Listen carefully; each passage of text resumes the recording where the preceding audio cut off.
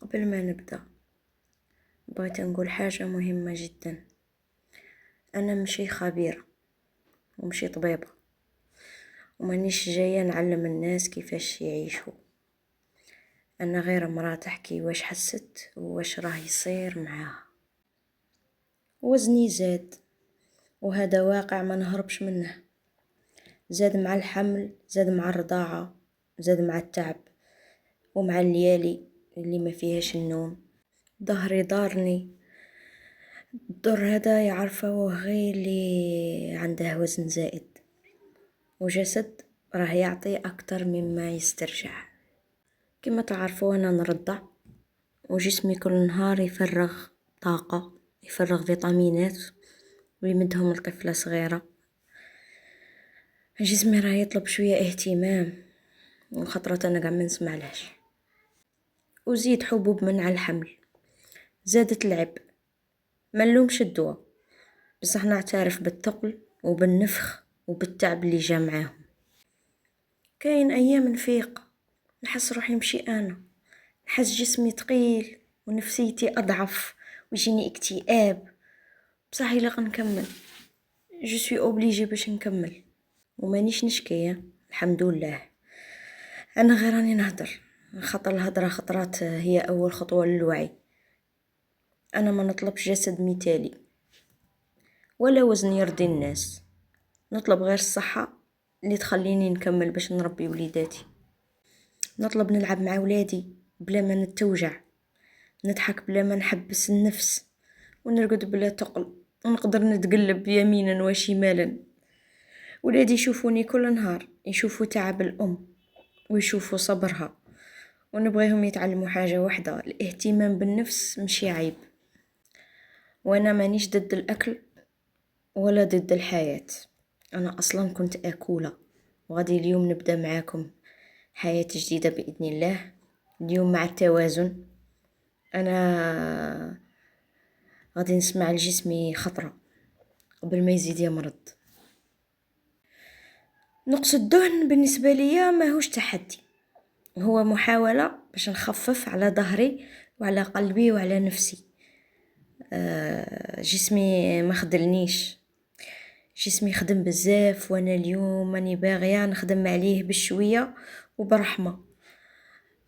كنت واحد الوقت في وزن مثالي، وكانت عندي اون طاي وعندي. لو راكي تسمعي اليوم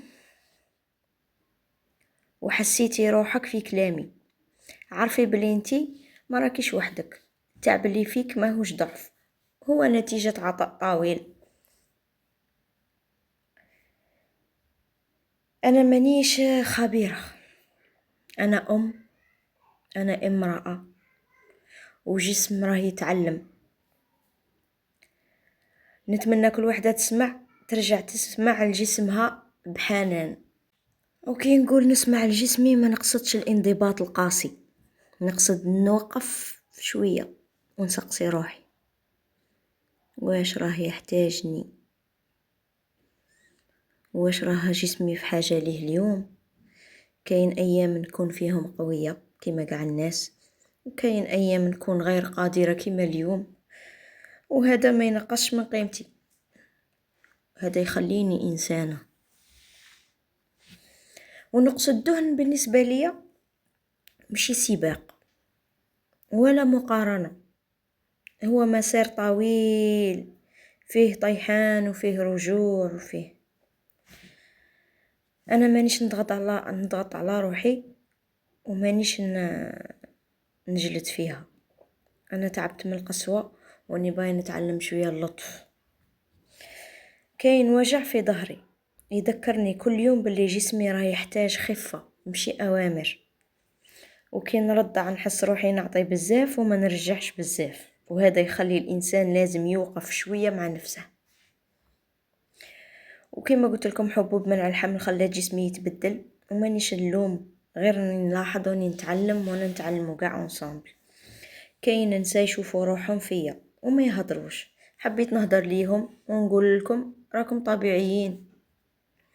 المرأة ما لازمهاش دايما تكون قوية، احيانا لازمها غير تكون صادقة مع نفسها وصاي. أنا نكمل نتعلم، نكمل نغلط ونكمل نحاول، وهذا وحده كفاية ليا. وقبل ما نختم بغيت نقول حاجة واحدة، هذا الفيديو ما كانش نصيحة، كان مشاركة. إذا لقيتي روحك في كلامي ولا حسيتي بلي ما كيش وحدك، فهذا وحده يكفيني. راح نكمل نتعلم، نغلط ونقوم ونسمع لجسمي بشوية بشوية. وإذا حبيتي نكملوا هذا الطريق مع بعض، نهضروا ونتشاركوا بلا أحكام. وإذا عجبك هذا النوع من الهضرة الصادقة، اشتركي في قناتي وخلي لي تعليقك باش نعرف بلي الكلام هذا وصل. وجودك هنا يعني بزاف، وشكرا.